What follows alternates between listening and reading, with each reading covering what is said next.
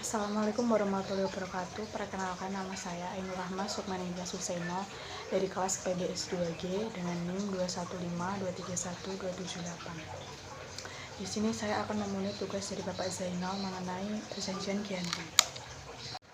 Perjanjian Giyanti merupakan suatu peristiwa di masa silam. Peristiwa ini lahir atas sebagai kesepakatan segitiga politik antara Pakubuwono III, Pangeran Mangkubumi, dan VOC pada tanggal 13 Februari 1755. Nama Giyanti sendiri diambil dari nama lokasi penandatanganan perjanjian, yakni di Desa Janti. Tempat tersebut sekarang dikenal sebagai Desa Kerten, Jantiharjo, Karanganyar. Di masa silam, perjanjian Giyanti ini dibuat dalam rangka meredam api konflik yang telah terjadi berlarut-larut. Pasca perpindahan Keraton Kartasura ke Surakarta, api dari peristiwa Geger Pacinan ternyata belum mati. Ketika itu, Mangkubuwono yang membantu Pakubuwono II dalam meredakan api konflik, mendapatkan hadiah berupa sebidang tanah dari Pakubuwono II. Namun, luas tanah yang diberikan menimbulkan kecemburuan. Salah seorang pangeran lalu mengeluhkan ketidakadilan terkait hadiah tersebut kepada Gubernur Baron van Imhoff. Sang gubernur di Batavia itu pun lantas mengeluarkan keputusan yang membuat tanah tersebut tidak jadi dimiliki oleh Mangkubumi.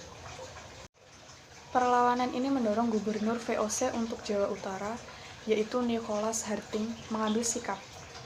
Untuk menyelamatkan daerah operasionalnya secara tertutup, beliau melakukan perundingan dengan Pangeran Mangkubumi. Setelah berkali-kali melakukan perundingan, Harting bersepakat dengan keinginan Pangeran Mangkubumi yang juga hendak menjadi penguasa di tanah Jawa. Pada tanggal 23 September 1754, nota kesepakatan antara VOC dan Mangkubumi terlaksana. Dan nota tersebut disampaikan kepada Pakubuwono III, pengganti Pakubuwono II. Nota tersebut menyatakan bahwa Pangeran Mangkubumi mendapatkan wilayahnya. Pada tanggal 4 November 1754, Pakubuwono III menyatakan persetujuan terhadap hasil perundingan Gubernur Jawa Utara dengan Mangkubumi. Surat pernyataan tersebut dinyatakan oleh Pakubuwono III kepada Gubernur Jenderal VOC, yaitu Jacob Mosel. Kesepakatan ini mendorong sebuah perjanjian besar yang ditandatangani di Desa Giyanti. Penandatanganan perjanjian Giyanti ini menjadi pangkal dari terbelahnya tanah Jawa menjadi dua bagian atau bisa dikenal dengan palihan nagari. Hal ini menjadi awal mula naiknya Mangkubumi di Yogyakarta sebagai Sri Sultan Hamengkubuwono I dengan gelar Senopati ing Ngalogo Sayyidin Panatagomo Khalifatullah sejak ditandatangani perjanjian tersebut pada 13 Februari 1755.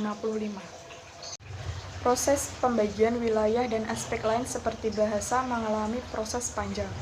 Pasca perjanjian Giyanti, Raden Mas Said yang dahulu membantu Mangkubumi masih melakukan pemberontakan.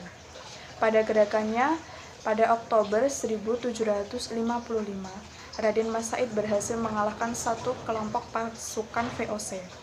Kemudian, pada Februari 1756, ia hampir membakar keraton yang baru didirikan di Yogyakarta. Setelah perang bertahun-tahun, VOC akhirnya menyudahi dengan penandatanganan perjanjian Salatiga pada 1757. Perjanjian ini membuat tanah Jawa kembali terbagi. Pada perjanjian ini disepakati bahwa Raden Mas Said mendapat sebagian dari wilayah Kasunanan Surakarta.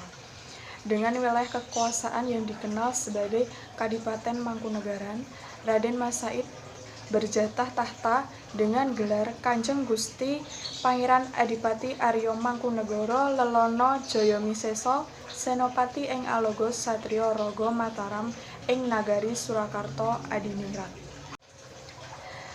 Keterbelahan Jawa ini belum berhenti. Pada tahun 1813, di masa Gubernur Jenderal Thomas Stamford Raffles, Kesultanan Yogyakarta juga terbelah dengan lahirnya Pakualaman. Dengan demikian, Wilayah Jawa memiliki 4 wilayah pemerintahan, yaitu Surakarta, Yogyakarta, Mangkunegaran, dan Pakualaman. Di masa Republik Indonesia, Kasunanan Surakarta dan Kadipaten Mangkunegaran menjadi situs cagar budaya, sementara wilayah Yogyakarta yang di dalamnya juga terdapat Pakualaman menjadi daerah istimewa. Sekian yang dapat saya sampaikan. Apabila ada salah kata mohon dimaafkan. Wassalamualaikum warahmatullahi wabarakatuh.